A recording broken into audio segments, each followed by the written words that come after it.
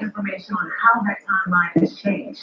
I want to bring you up to speed on this. The MLS commissioner said he initially hoped to have a decision on at least two of the expansion teams by All-Star Week. That's this week.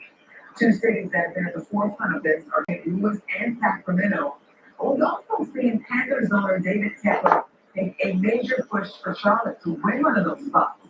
A source tells us David Tepper was in Orlando yesterday to meet with MLS leaders again, and that is at least the second time for him this month. The board meeting is still in session right now, so I'm going to head back up there to get more updates on the expansion timeline, what we can expect for Charlotte, and also how soon. I'll send it back to you for now. Well, rats, mold, and code violations. Families in a West Charlotte apartment complex have seen it all. Now they have to move. This is happening at the Lake Harbor Apartments in West Charlotte along Tuckasegee Road. It comes after years of complaints and the city finally getting involved to force repairs. We've learned renters have 30 days to move with the goal of having everyone out by the end of the year. The city had to enforce what's called the minimum housing code, which ensures a basic level of safety for every person living there. And we've obtained an internal city letter outlining what's happening at the Lake Harbor Apartments. And there are three major points: the need to rehabilitate the entire complex and the need to vacate all 177 units. The city will also help people relocate. Channel 9 has been reporting for months on these disgusting and dangerous living conditions, everything from excessive mold to damaged plumbing. And more than 100 residents took the complex to federal court earlier this month to get some of their rent back. And in February, the city fined the complex $100 per apartment for code violations. And reporter Anthony Castori is talking to some people being forced to move. You'll have a report during our newscast beginning today at 5 on Eyewitness News.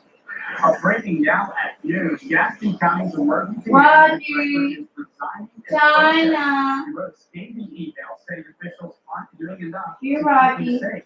He raps that China. county have ignored emergency planning and do not have a functioning early warning notification system. And he said counties this size typically have 4 to 6 employees in emergency management. Gaston County has 1. Rapp also criticized the county for cutting funding to the department in recent years. And Gaston County Bureau reporter Ken Lemon is asking how this is going to affect families as hurricane season ramps up. This report will be today, starting at 5 on Eyewitness News. The State Board of Elections chairman resigned suddenly after telling an inappropriate joke at a meeting on Monday.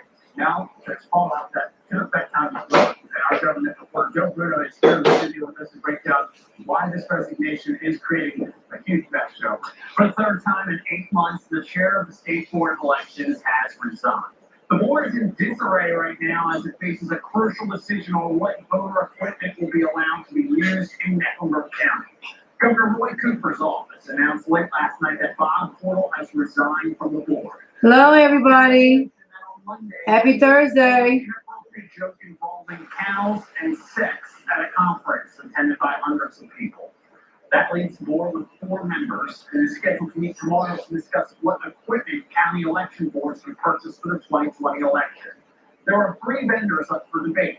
Voting rights activists have raised concerns about one of the vendors because the machine tabulates the results in a barcode form that is not verifiable by voters. The process could be held up while we wait for a 5th person to be appointed to the state board. Time is ticking, though. Counties need all the time they can to purchase and test new equipment. All right, thank you, Joe. Certainly a trying time. The city of Hickory found out why people's drinking water looks discolored. Our Dave Charity took this photo last night at his home south of Hickory.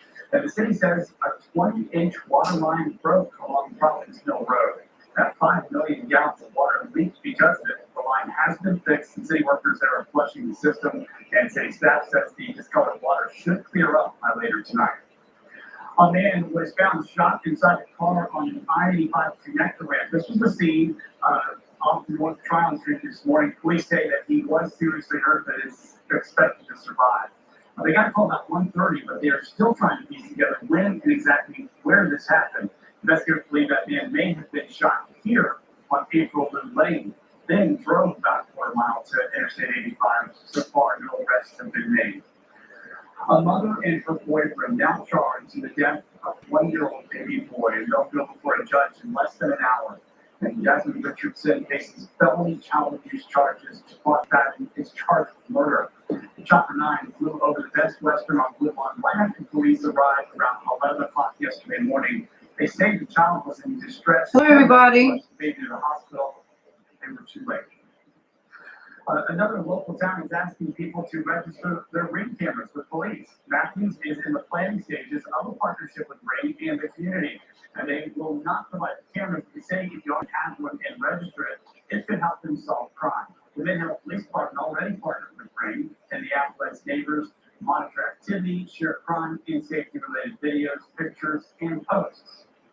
We now know the identities of two Fort Bragg soldiers killed in Afghanistan, what officials are calling an insider attack. U.S. officials say an Afghan soldier turned his gun on these paratroopers, Specialist Michael Nance and Private First Class Brandon Crusher. They say the Afghan soldier was wounded and is in custody. Charlotte-Mecklenburg Schools Board of Education called a special meeting again. And it's going to happen on Friday, the same day suspended Superintendent Dr. Clayton Wilcox will resign. And Ernest Winston is currently the interim superintendent. The district hasn't said what the meeting is about, other than it is for a personnel contract. CMS suspended Wilcox on July 15th with pay. Advocates for children say that they're seeing record numbers of kids in foster care. In 2012, about 8,400 North Carolina children were reportedly in the foster care system. In 2017,